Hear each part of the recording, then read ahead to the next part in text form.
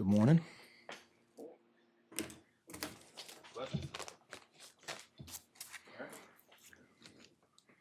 Coach, it appears that the players had a meeting to sort of clear the air on some things. Do you think that's something that was needed, and have you heard any word that it worked out and maybe might pay off? Yeah, I think those kind of things are almost always positive in the end, good in the end, and like a lot of things, there's words and then there's actions and commitments that come out of things, and so had a good day today. Probably our fastest, most physical Tuesday, certainly from a defensive standpoint, and that was good to see. Andrew?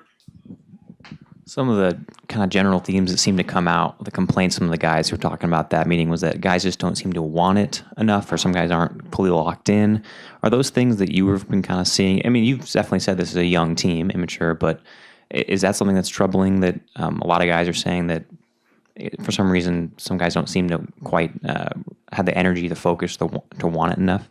I don't know exactly, I don't know exactly obviously what you're alluding to, but I think anytime that somebody else's actions then affect me, and it has to almost always show up in a loss, in a real life loss situation for these guys.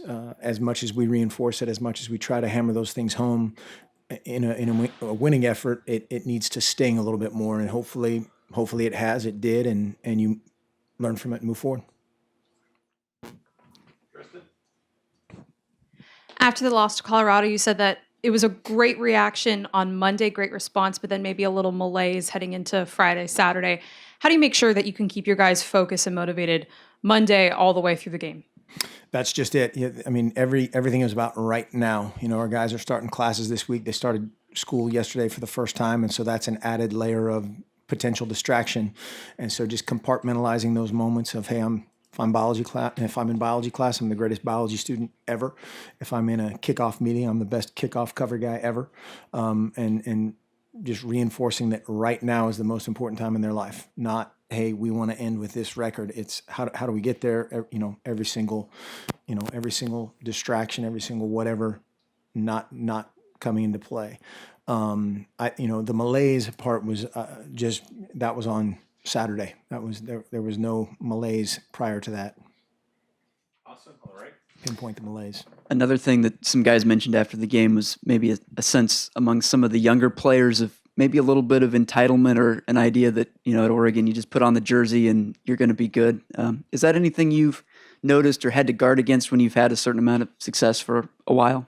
Oh, we talk about that again. We've talked about that every year for many, many years here. I think going back to even, Coach Bellotti talking about the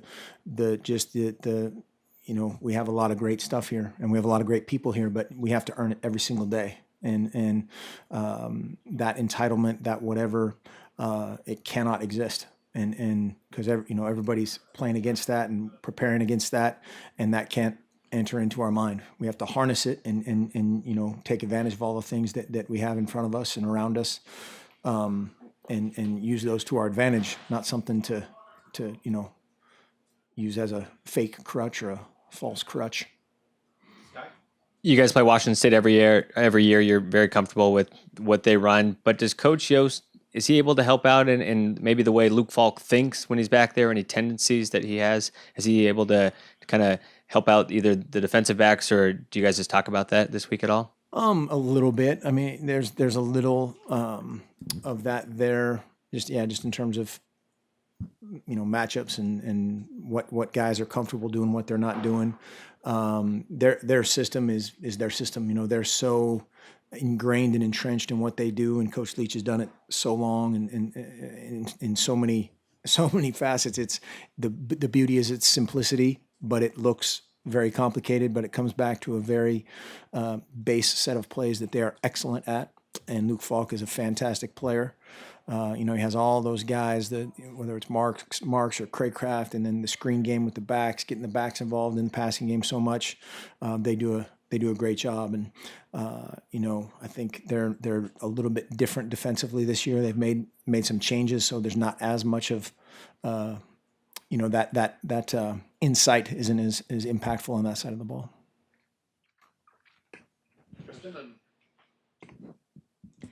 How would you describe the atmosphere in Pullman? I mean, it's a very unique environment with the sidelines so close. I mean, players are saying that they can constantly hear everything that the fans are saying. So how do you prepare maybe the younger guys for that kind of environment?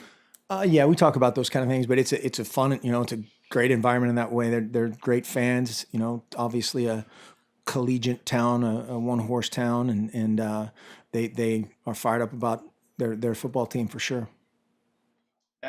Going back to Luke Falk and their passing game, do you feel like they are a quick strike where it's hard to get to the quarterback, or they have some routes that give you time to kind of get to him, and how do you maybe handle which one of those decisions it is? Yeah, both, and that's what makes them so good. Is they attack you vertically, they attack you horizontally, and then they always have the ability to again hurt you with the screen game, hurt you with the run game.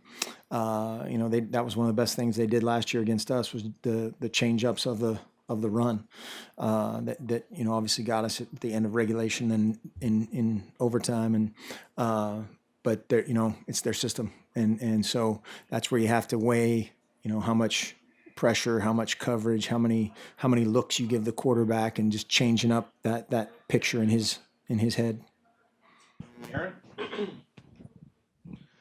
Coach, can you talk a little bit about how the conference has just completely changed in the last 5 years? In 2010, there were 6 teams that averaged 25 points or more. Last year, 10 out of 12 averaged 30 points or more. This year, like 5 or 6 averaging 40 points or more. And it's obvious that the entire conference is way better offensively, which creates more competition for you guys because now you're not the only team scoring 40. Well, yeah, I mean it's a crazy conference. You see some of the things that happened last week, and I mean the week before that. Every and that's again what's great and frustrating about college football. Certainly in our seat, is that a little bit of unknown and the excitement of it. But there's a bunch of great teams, a bunch of great coaches, and exceptional competition every week. And you're just talking specifically about the offense, or Evolution of offense in this conference, and it seems like everyone basically was following what you guys were doing early on. I think there's certainly been a lot of emphasis and when you look at some of the teams south of us, changes in that vein of spread and a lot of the similar components. But then there's also, when you look at whoever, Cal, for example, they've got kind of part the Mike Leach family and part of read option, that kind of a family. So there's a few marriages and a few cross-pollinations of different things.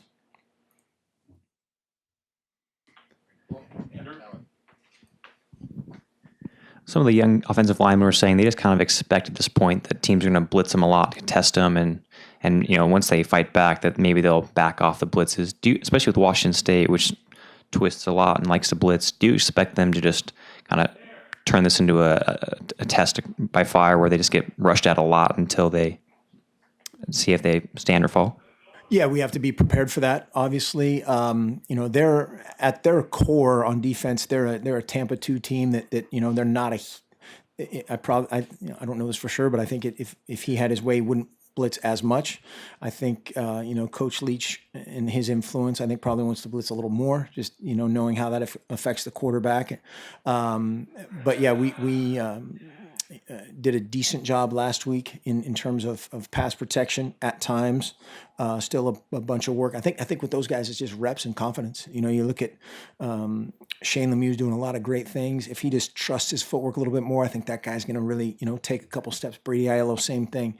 But yeah, we'll be ready for that stuff. Obviously, with a bye week, they might do something a little bit differently. They've done some 5-down stuff against us in the past, a lot of pressure stuff the last time we were there with a different defensive coordinator.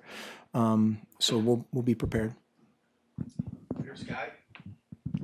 Talking with Jake Hansen, he mentioned that the starts and finishes of games have not been great on the line specifically, and then I guess the offense as a whole, the second, third quarters, pretty great. Do you change anything pregame to get these guys ready to go from kickoff, or how do you approach that?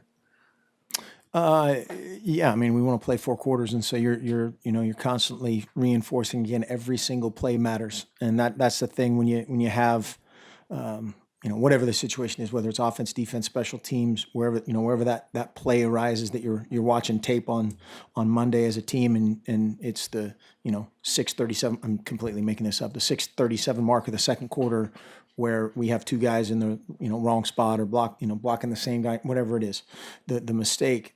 That's it. That's your job. That's your finger in the dam of maintaining your your role, your purpose, whatever.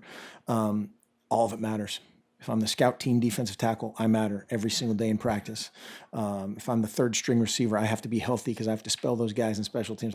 It's a every person job. Any more questions?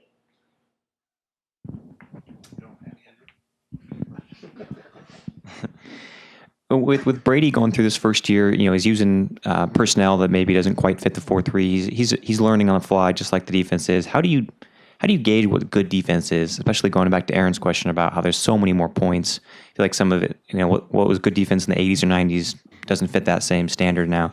Do you go by stats? Do you look at yards per as a marker, or do you just think, hey, as long as we're 1 point more than the other team, that's good defense? Yeah, we don't quite want to get into the break serve mentality that some people talk about, and that's again, if we're on offense, we got to win the game on offense. If we're on defense, we got to win. Just that attitude has to be there.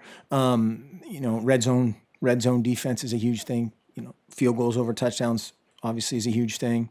But I think going back to the beginning of that is 11 guys playing fast and doing what they're coached to do. That's great defense.